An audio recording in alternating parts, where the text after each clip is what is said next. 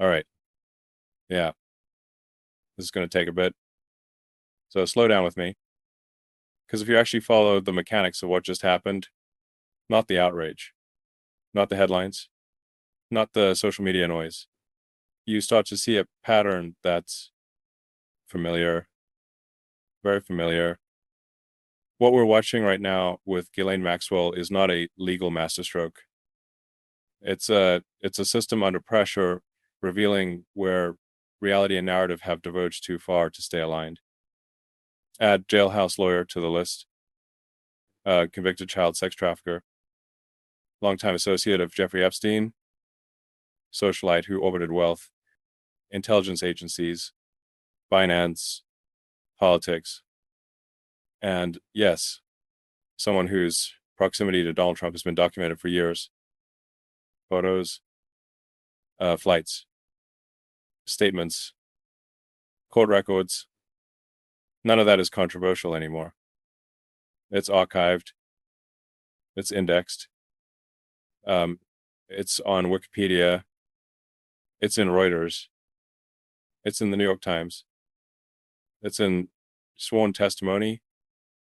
And today, exactly as expected, she filed a writ of habeas corpus alone.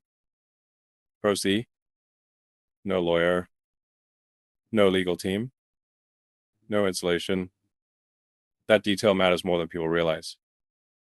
Because her lawyer, David Oscar Marcus, appears to be gone, fired or walked away. Either way, not on the paperwork. And Marcus isn't a lightweight. He's experienced, connected. He understands federal criminal procedure at a level most people never will. So when someone like that exits the frame, you don't assume incompetence. You assume risk, reputational risk, legal risk, ethical risk. I'm speculating, but this is informed speculation. One plausible explanation is simple.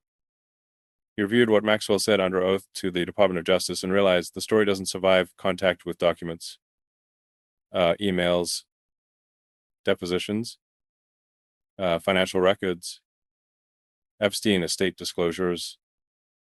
When your client's narrative collapses under basic verification, the expected value of continuing representation goes negative. At that point, you step away.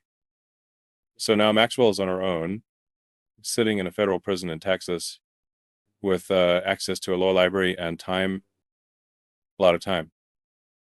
And if you've ever seen prison filings written pro se, you recognize the pattern immediately. Overlong, overconfident, selectively correct about legal standards, fundamentally detached from procedural reality. This one is no exception. She was convicted nearly 3 years ago, 12 jurors, unanimous, beyond a reasonable doubt. 5 felony counts tied directly to child sex trafficking. That's not rhetorical framing. That's the legal meaning of the verdict. After conviction, she exercised her appellate rights. That's normal. But here's the key point. Most people miss. She did not argue prosecutorial misconduct. She did not argue jury misconduct. She did not argue judicial bias. Not at trial. Not on appeal. Not at sentencing. Not at the Supreme Court. Her sole argument, all the way up, was procedural. She claimed a non-prosecution agreement Jeffrey Epstein signed in Florida should extend to her in New York. Not that she was innocent. Not that the crimes didn't happen. But that a deal meant for Epstein should function like a legal force field around her. That argument failed. Rejected by the Second Circuit. Rejected at sentencing. Rejected by the Supreme Court. That's usually the end. Until now. Now she files a writ of habeas corpus addressed to a New York judge while she's incarcerated in Texas. That alone is a fatal procedural error. Habeas petitions are venue sensitive. You file where you're confined. This is basic. But let's look at the substance because it's revealing. She claims newly discovered evidence from civil litigation, government disclosures, investigative reports, and documents involving the FBI, banks, and the Epstein estate. She alleges exculpatory evidence was withheld, false testimony presented, material facts misrepresented. She invokes the language of constitutional violation and miscarriage of justice. Here's the problem. Habeas corpus is not a second trial. It's not an undo button. You don't get to raise issues you strategically chose not to raise earlier, especially when you had competent counsel. The law is explicit about this. And she doesn't even address that. She barely mentions her lawyers at all, which is interesting. She resurrects the juror issue. Juror 50, Scotty David, claims bias based on a concealed history of abuse. That issue was already litigated. Judge Allison Nathan examined it, found no influence on the jury. Closed, done, final. She claims suppression of grand jury testimony in violation of Brady. Again, not raised at trial. That alone sinks it. She claims a 25-year pre-indictment delay violated due process. References events from the 1,990 seconds, congressional committees, historical grievances. None of it meets the legal standard. None of it explains why these arguments weren't raised when they mattered. This filing isn't legally serious. Any federal judge will recognize that within minutes. So why file it? Timing. That's the tell. This happens days before potential Epstein document releases. Document survivors have been waiting on for years. Documents the public has been promised. Documents that have already been mishandled, delayed, and politicized. And suddenly, Maxwell injects herself back into the news cycle. She reframes herself as a victim of constitutional injustice. She demands attention. She creates noise. That's not accidental. It's narrative jamming. And then there's the elephant in the room.